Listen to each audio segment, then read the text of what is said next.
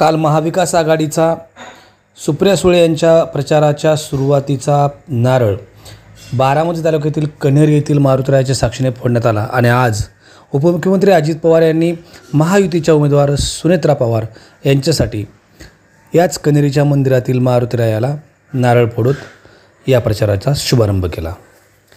बारामतीतील कन्हेर येथील हे मारुतीरायाचं मंदिर म्हणजे पवार कुटुंबाच्या प्रत्येक निवडणुकीच्या प्रचाराची सुरुवात इथूनच होणारं हे मंदिर आहे आणि याच मंदिरातून पवारांच्या प्रचाराची सुरुवात होते। हा आजवरचा इतिहास।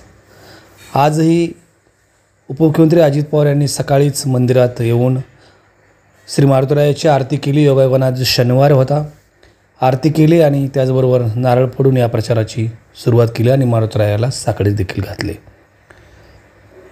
यानंतर याच मंदिराच्या समोर अजित पवार यांनी शक्ती प्रदर्शन देखील केलं। या ठिकाणी जंगी सभा झाली आणि या सभेत अजित पवारांनी देशाच्या राजकारणात काय सुरू आहे इथपासून विकासाची प्रक्रिया समजावून सांगताना भावंडांना आणि पुतण्यांनाही सोडले नाही। त्यांच्यावर त्यांनी खरमरीत टीका केली।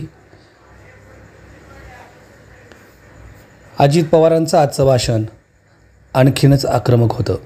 गेल्या काही दिवसांपासून अजित पवार आक्रमक होताना दिसत आहेत। आत्तापर्यंत मवाळ पद्धतीने भाषणं करणारे अजित पवार आता आक्रमक पद्धतीने भाषणं करू लागले आहेत।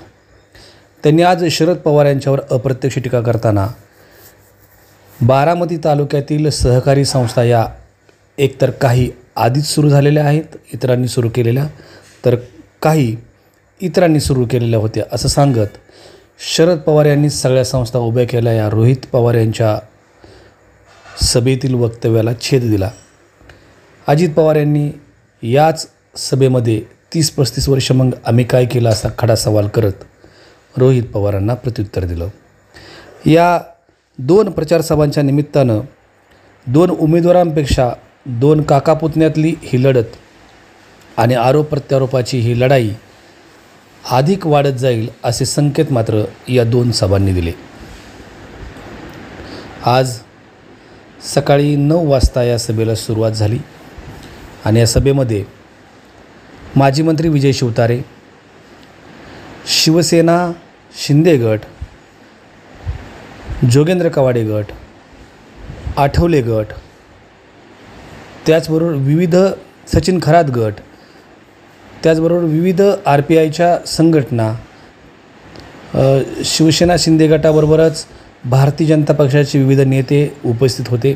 यामध्ये माळेगावचे माजी अध्यक्ष चंद्रराव अण्णा तावरे, रंजन तावरे यांच्यासह भाजपचे जिल्हाध्यक्ष वासुदेव काळे, शिरूरमधून मंगलदास बांदल हेही या ठिकाणी आले होते, इंदापूरचे उद्योगपती प्रवीण माने, त्याचबरोबर बारामतीतील माळेगाव आणि सोमेश्वरसह इंदापुरातील छत्रपती सहकारी साखर कारखान्याचे अध्यक्ष या सभेला उपस्थित होते। राष्ट्रवादीचे जिल्हाध्यक्ष प्रदीप गारटकर यांच्यासह मंचावर महायुतीतील 18 पक्षांच्या जिल्हाध्यक्ष व नेत्यांची गर्दी होती। अजित पवार यांनी त्यांच्या भाषणात राष्ट्रवादी काँग्रेस शरदचंद्र पवार पक्षावर खरमरीत टीका केली।